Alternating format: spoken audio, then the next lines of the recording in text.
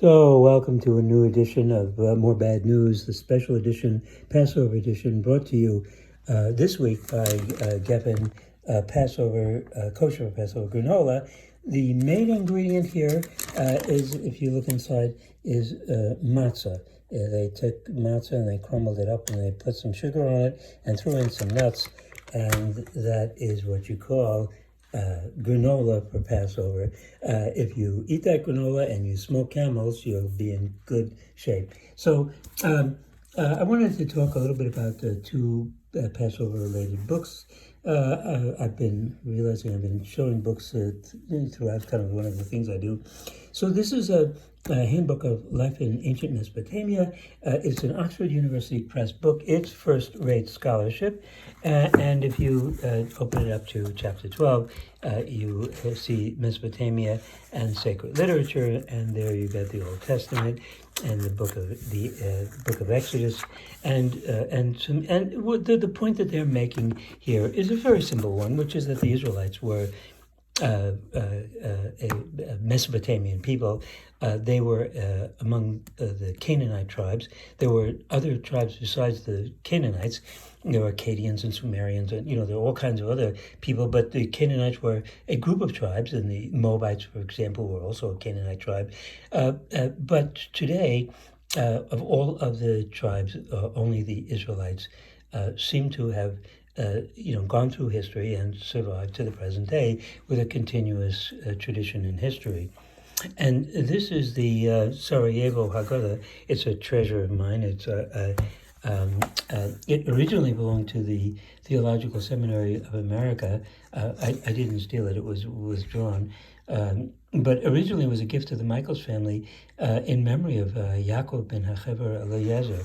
I don't know, but they decided to sell it anyway. It has a nice Hebrew introduction, but the first 50 pages are like this. It's just pictures. It's obviously made for children, and here's tohu vavohu, and the emptiness and void, and then God separated the darkness from the light, and He separated the land from the water, and He brought forth vegetation, and you go through the days, and there's the sixth day creates man, the seventh day is Shabbos, and this was published in Yugoslavia. In the 1960s, and these prints, these lovely prints, were made in Paris, but the original was, as a hand made on lambskin, and here you hear this is the Garden of Eden, and they're naked, and then they eat the apple and they realize they're naked, so they cover themselves up. But Eve has still got her titties hanging out, and here's Noah and the flood. So here's the flood, and there's Noah after the flood, and you see he's also naked, and you can even see there's a little bit of a penis there. So this Haggadah would definitely not be permissible in Florida.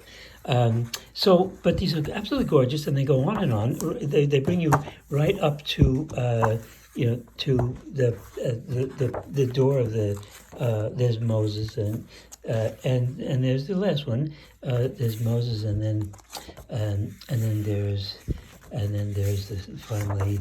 There's the synagogue with the Torah scroll, and everybody, and this is what they look like. I mean, to just take a look at it. I mean, this. In fact, so we think that this was probably commissioned by a family, and the people depicted were probably members of the family.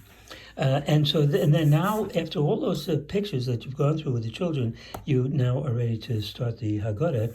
And remember, this is the middle of the 14th century. Baruch atah Adonai Eloheinu melech haolam borei peri hagofen. Baruch atah Adonai Eloheinu melech haolam asher bacha bar mikol ha'am v'ramamanu mikol ha'shan v'kiddishanu b'mitzvotav v'atitem lanu Adonai Eloheinu b'yavo mo'adim l'simcha chagim zmanim l'sason et yom chag hamatzos hazeh. And this is it. I mean, this is the miracle here is the ability to transmit this from here to here to here. So, the Pesach Miracle.